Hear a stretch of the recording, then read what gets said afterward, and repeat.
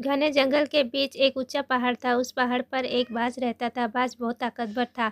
उसकी उड़ान तेज थी और उसकी नज़र बहुत पौनी। पूरे पूरे जंगल में उसे अपनी ताकत पर बहुत घमंड था। वह अक्सर कहता, इस जंगल में मुझसे तेज और ताकतवर कोई नहीं।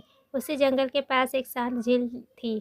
झील के किनारे एक कछुआ रहता था। कछुआ धीरे चलता था, कम बोलता था और हमेशा अपने काम में लगा रहता था।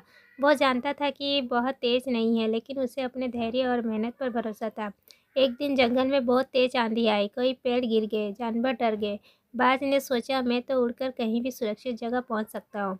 वह ऊंचाई से उड़ने लगा, लेकिन आंधी इतनी तेज थी कि उसका संतुलन बिगड़ गया। तेज हवा ने उसे एक चट्टान से टकरा दिया।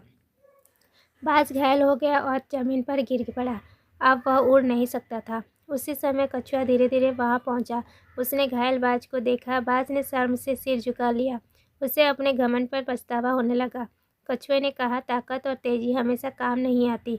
मुश्किल समय में भी धैर्य और समझदारी ज़्यादा जरूरी होती है।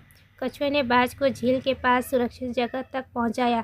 कई दिनों तक वह उसके लिए खाना लाता रहा और उसकी देखभाल करता रहा। धीरे धीरे बाज ठीक हो गया। जब बाज फिर से उड़ने लगा तो उसने कछुए से कहा, आज अगर तुम न होते तो मैं जिंदा नहीं बचता।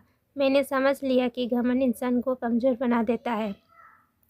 उस दिन के बाद बाज कभी किसी को कमज़ोर नहीं समझता था और कछुए का सम्मान पूरे जंगल में फैल गया।